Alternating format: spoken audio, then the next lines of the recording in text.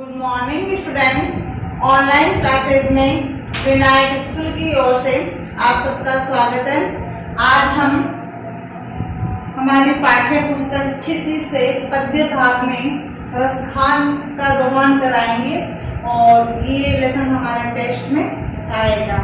तो रसखान की ये हम देखेंगे। उससे पहले हम रसखान लेखक कवि परिचय जो है उसके बारे में जानकारी हासिल करेंगे।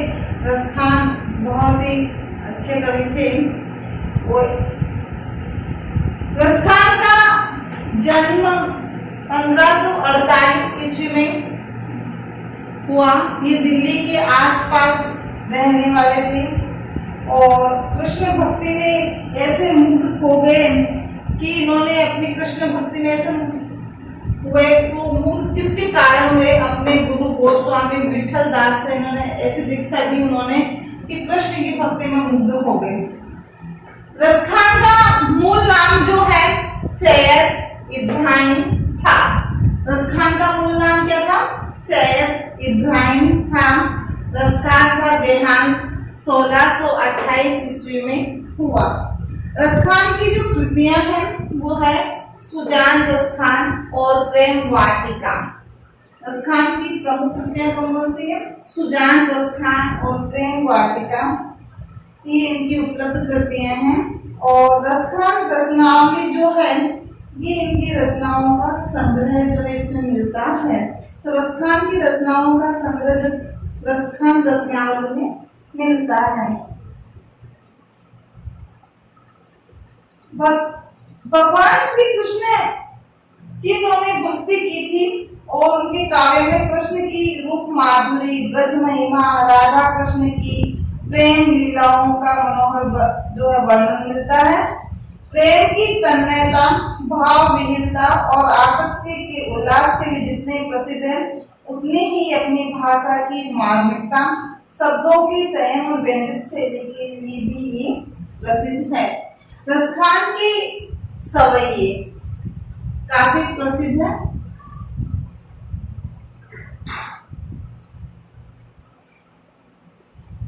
तो आज हम रसखान के सवैये देखेंगे।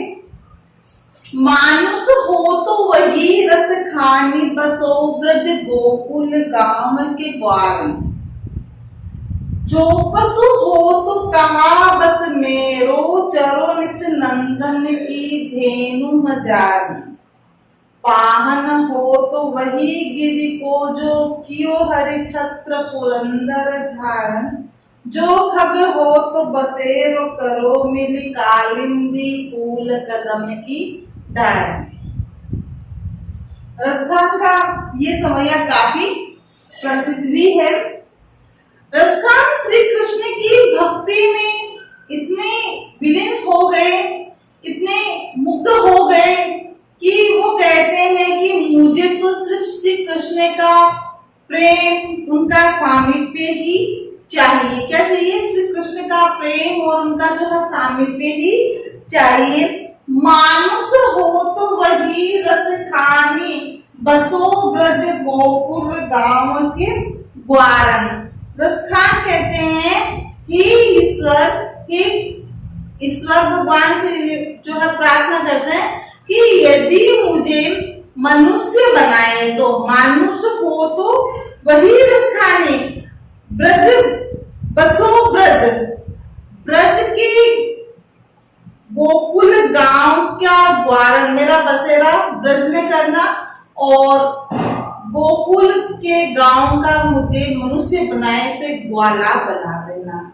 ग्वाला बनाना, गोकुल गांव के ग्वारन, गोकुल गांव का क्या बनाए? ग्वाला, ताकि मैं श्री कृष्ण के साथ खेलूं और उनका मुझे सामीप्य प्राप्त हो और मुझे उनका प्रेम प्राप्त हो। अगर मुझे भगवान तो मनुष्य नहीं बनाए तो पशु बना देना। अब पशु भी बनाए देखना। जो पशु हो तो कहा बस मेरो। यदि मुझे पशु बनाए तो मेरा बसेरा बस मेरो चरोनित नंदन की धेनु मजारा। धेनु गाय, नंद बाबा की गायों के मध्य मुझे एक गाय जो है बना देना। नंद बाबा की गायों में से एक गाय मुझे बना देना, अगर पशु बनाए तो, ताकि जब श्री कृष्ण उन गायों को चराने के लिए लेके जाए तो मुझे उनका सामीप्य प्राप्त हो, उनका प्रेम प्राप्त हो। पाहन हो तो गिरी, वही गिरी को जो कियो हरिछत्र पुरंदर धारण। मुझे अगर पशु भी नहीं बनाओ हे भगवान, मुझे अगर हे ईश्वर पशु भी नहीं बनाकर अगर पत्थर भी बनाओ तो मुझे गिरिराज पर्वत का एक पत्थर एक हिस्सा बना देना। पावन हो तो वही गिरी, अगर पत्थर भी बनाए तो उसी गिरी राज पर्वत का बनाना जो जिसको हरिछत्र पुरंदर धारण। श्री कृष्ण ने इंद्र के प्रकोप के कारण अपनी जो है अंगुली पे उसे उठाया, तर्जनी अंगुली पे उठाया था, ताकि उससे भी मुझे श्री कृष्ण का सामीप्य प्राप्त हो सके। जो खग हो तो बसेरो करो, मिली कालिंदी कूल कदम की डारन। अगर मुझे पक्षी भी बनाए, खग भी बनाए हे ईश्वर, मुझे पक्षी भी बनाए तो कालिंदी यानी यमुना नदी के किनारे, कूल यानी किनारा, किनारे कदम के वृक्ष, किनारे पे कदम का वृक्ष लगा है, उस वृक्ष पे मेरा बसेरा कर देना। क्योंकि उस वृक्ष पे बैठकर श्री कृष्ण क्या बजाते, बांसुरी बजाते थे, ताकि मुझे उनका जो है सामीप्य और प्रेम प्राप्त हो सके। तो यहाँ पर रसखान ने ईश्वर से जो प्रार्थना की, उस प्रार्थना में उन्होंने श्री कृष्ण के प्रेम और सामीप्य को प्राप्त करने की ही चेष्टा की है। उन्होंने ईश्वर से कहा, यदि मुझे मनुष्य बनाए तो गोकुल ग्वाल का ग्वाला बनाना, मुझे यदि गाय बनाए, पशु बनाए तो नंद बाबा की गायों में से एक गाय बना देना, मुझे अगर पत्थर भी बनाए तो गिरिराज का एक हिस्सा बना देना, अगर मुझे पक्षी भी बनाए तो कालिंदी के किनारे कदम का वृक्ष जिस पर बैठ के श्री कृष्ण बांसुरी बजाते थे वहीं मेरा बसेरा कर देना, ताकि श्री कृष्ण का प्रेम जो है मुझे प्राप्त हो सके। समझ में आया क्या बच्चों? पहला सवैया। अब दूसरा सवैया जो है वो है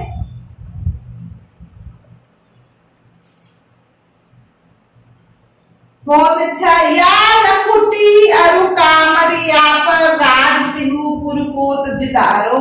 आठों सिद्धि नौ निधि के सुख नंद की गाय चरावी बिसारो। रसखान कहो कबो इन आखिन सो ब्रज के बन बाग तराग निहारो। कोटि एकल धोत के धाम करील की कुंजन ऊपर वारो। बहुत ही अच्छा सवैया है। इस सवैये के अंतर्गत जो है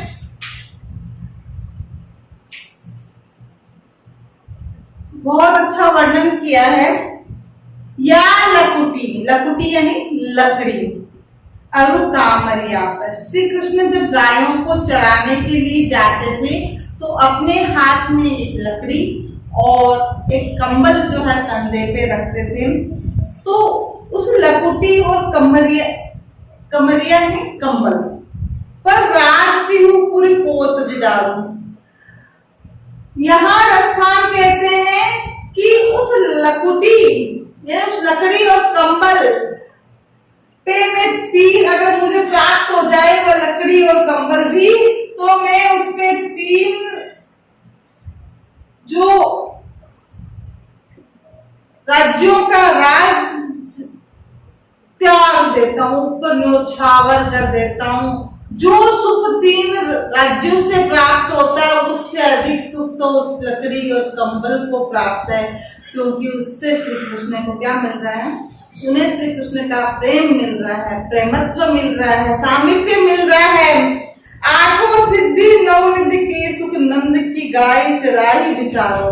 और नंद बाबा की गायों को चराने में जो आनंद आता है उस आनंद पे तो आठों सिद्धि और नवो निधि का न्योछावर कर दी। 8 सिद्धियां और 9 निधियां आपके जो है पेज नंबर 104 पर पीछे दी हुई है। 8 सिद्धियां है अणिमा, महिमा, गरिमा, लघिमा, प्राप्ति, प्राकम्य, इंसित्व और वासित्व। ये 8 अलौकिक सिद्धियां 8 सिद्धियां कहलाती है। और 9 निधियां हैं पद्य, महापद, शंख, मकर, कच्छप, मुकुंद, कुंद, नील और खर। ये कुबेर की 9 सिद्धियां कहलाती है। ये जिन्हें प्राप्त करती है उनके जीवन में केवल सुख ही सुख है। लेकिन कहते हैं कि नंद बाबा की गाय को चराने में जो आनंद प्राप्त होता है उसमें तो 8 सिद्धियों और 9 निधियों का भी न्योछावर है। रसखान कबो इन आँखिन सो, रसखान कहते हैं कि इन आंखों से ब्रज के बन बाग तड़ाग निहारो, कि ब्रज के जो बाग है, बगीचे हैं, तड़ाग यानी तालाब जो है, उनको देखने से जो आनंद प्राप्त होता है वो आनंद बहुत उच्च कोटि का है। कोटि एक कल धोत के धाम करीले के कुंजन ऊपर बारू। कोटि एक कल धोत के धाम, कल धोत यानी सोने की चांदी की महल होते हैं। क्या होते हैं बेटे? सोने चांदी की महल। तो कोटि यानी करोड़, कोटि है करोड़, कल धोत सोने के महल, धाम यानी महल, करील के कुंजन ऊपर बारो। ब्रज के अंदर जो करील के बेल कुंज की जो बेलें चढ़ी हुई है बागों में, इतनी सुंदर है, उनको देखने से इतना आनंद प्राप्त होता है कि उनके ऊपर करोड़ों जो है सोने के महल न्योछावर कर देंगे। अब तीसरा सवैया जो है वो बहुत ही अच्छा है। इसमें एक सखी जो है वो दूसरी सखी से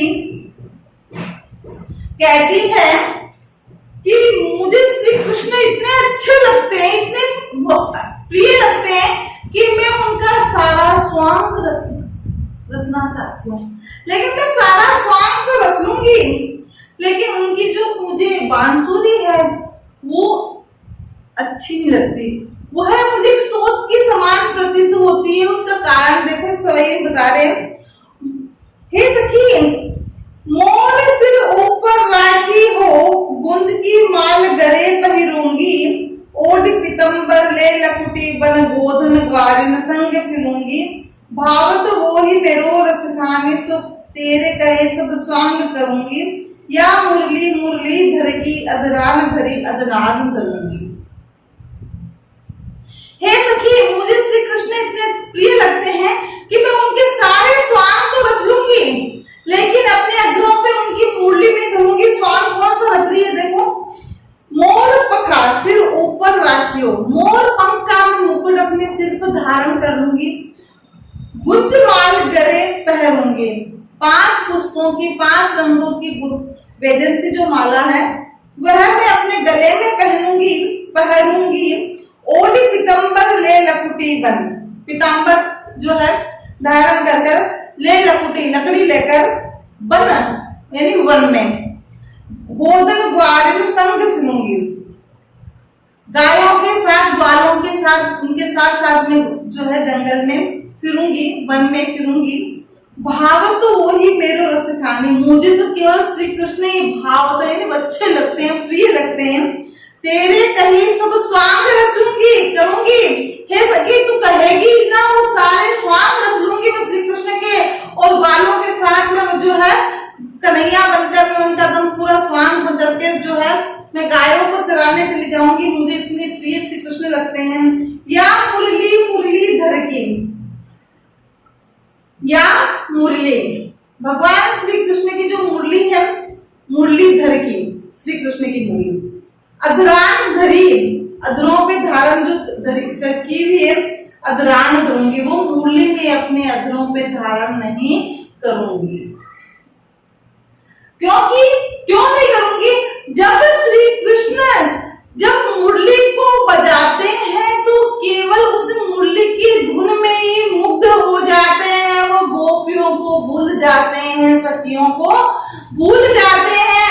तो उसको जो है मुरली को जो है सखी अपनी सोतन बताती है और कहती है कि मैं और सारे कृष्ण के स्वांग रच लूंगी,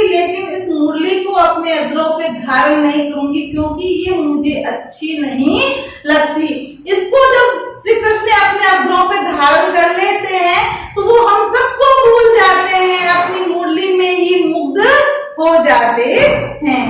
तो यहाँ एक सखी दूसरी सखी से श्री कृष्ण के सारे जो है स्वांग रचने के लिए कहती है कि मैं सारे स्वांग रच लूंगी, मुझे श्री कृष्ण बहुत ही अच्छे लगते हैं।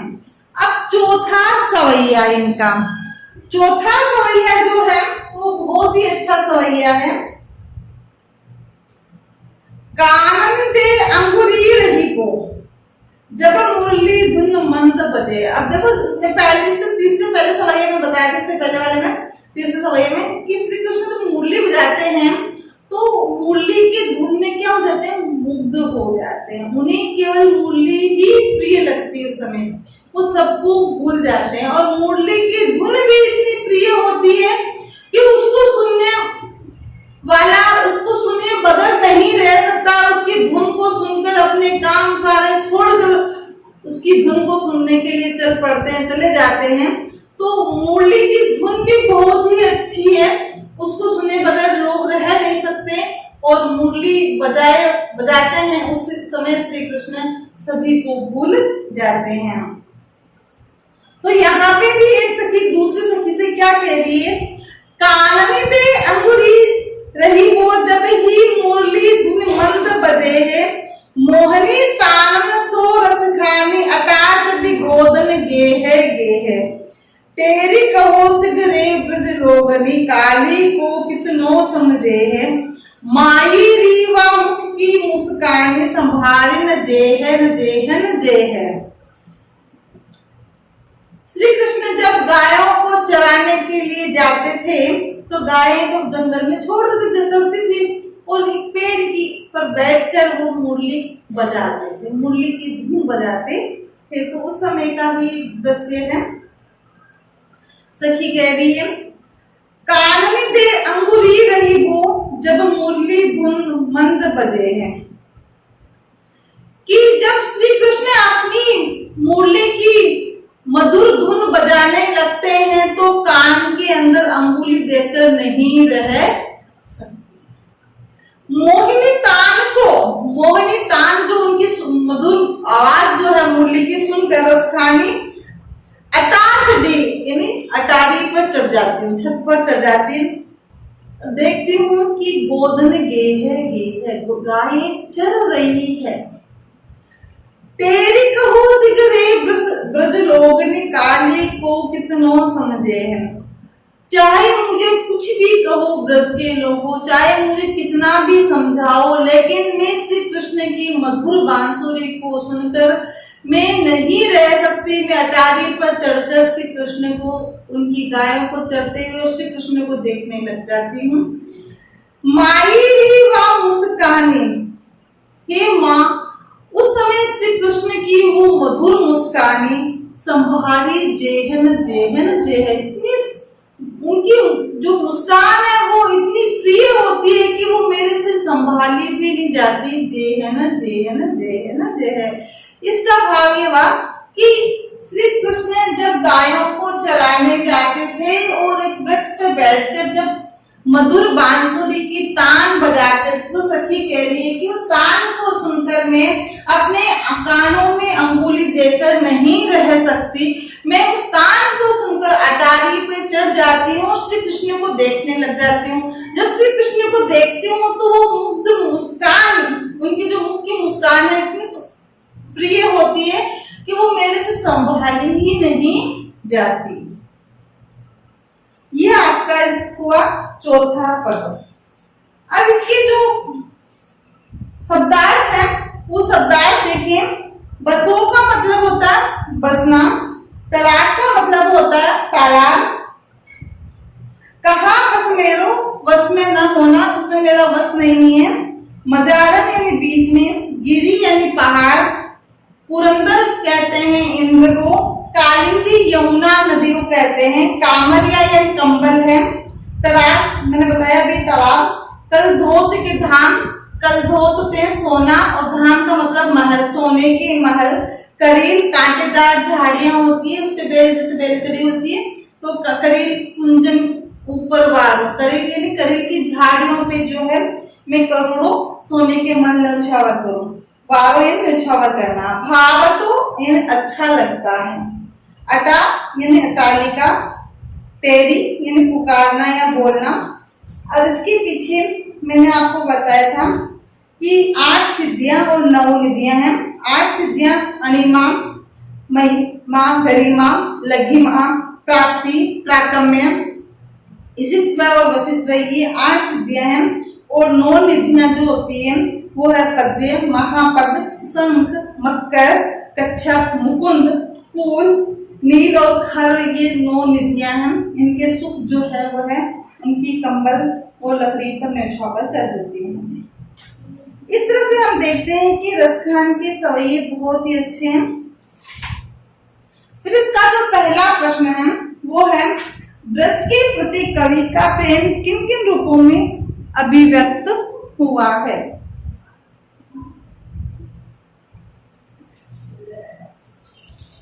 तो ब्रज का प्रेम जो कवि है वो मनुष्य के रूप में, पशु के रूप में, पक्षी के रूप में, उनका जो रूप अलग अलग रूपों में जो है अभिव्यक्त हुआ।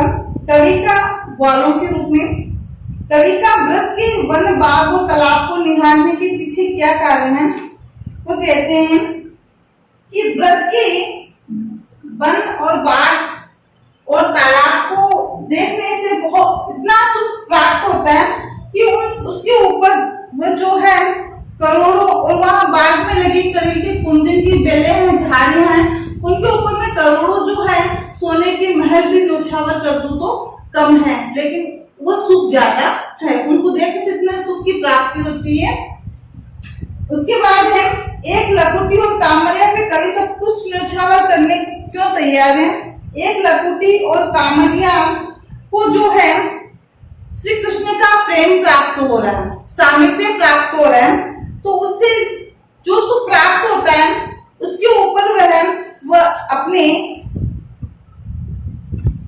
8 सिद्धि और 9 निधि के सुख को न्यौछावर करने के लिए तैयार है। सखी ने गोपी से कृष्ण का कैसा रूप धारण करने का आग्रह किया है? तो सखी ने श्री कृष्ण का जो रूप स्वरूप है वो पूरा धारण करने के लिए सिर पे जैसे मोर पंखों का मुकुट धारण कर ले, गले में वैजयंती माला धारण कर ले 5 रंग के पुष्प वाली, और पीताम्बर धारण करके, और ग्वाला बनकर वह जो है ग्वालों के साथ घूमे गायों को चराने के लिए। लेकिन सारे स्वांग तो रच लेगी, लेकिन जो श्री कृष्ण की बांसुरी है उसे वो अपने अधरों पे धारण नहीं करेगी।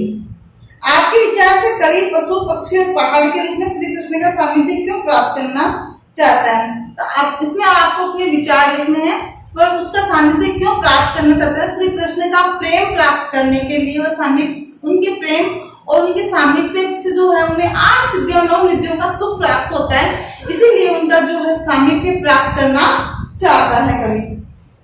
उसके बाद में प्रश्न है आपका अगला प्रश्न है, चौथे सवैये के अनुसार गोपियां अपने आप को क्यों विवश पाती हैं? वो इसलिए अपने आप को विवश पाती है, वो कहती हैं श्री कृष्ण की मुग्ध करने वाली मधुर आवाज वाली बांसुरी जब की धुन मुझे सुनाई देती है तो उस समय में अपने आप को जो है अपने बस में नहीं कर पाती, और अटारी पर चढ़कर जो है श्री कृष्ण को देखने लग जाती हूँ, और उनकी जो मधुर मुस्कान है वो मेरे से संभाली भी नहीं जाती।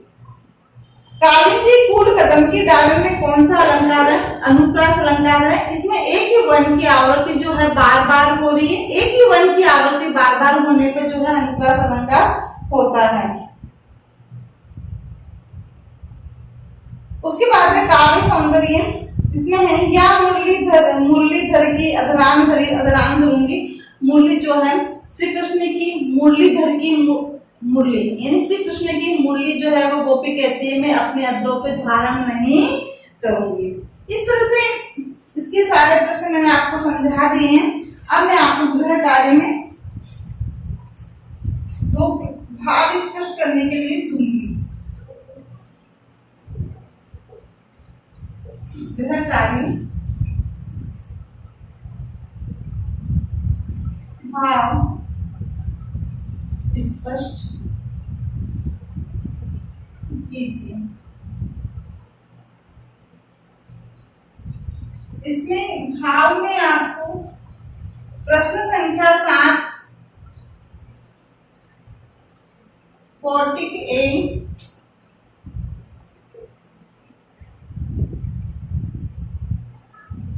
कलध्रोत के धाम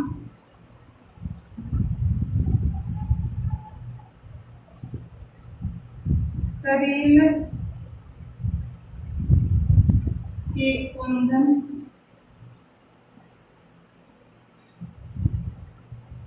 ऊपर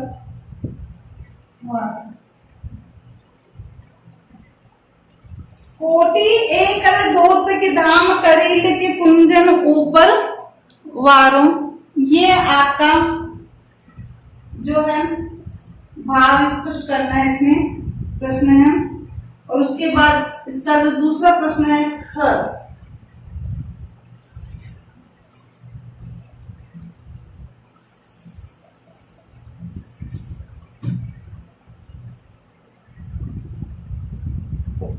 है मायरी वामुख की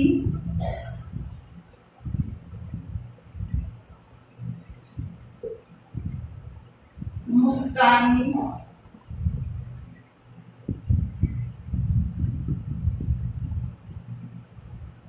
सम्हारी न जे है न जे है न जे है। एक तो कोटे कलध्रोत के धाम करील के कुंजन ऊपर वालों, और खैर है मायरी व मुख की मुस्कानी संभारी जेहन जेहन जेहन। इन दो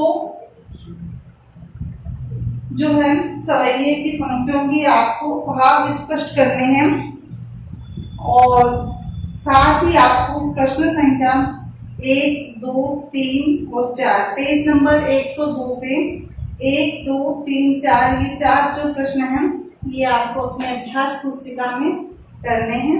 थैंक यू।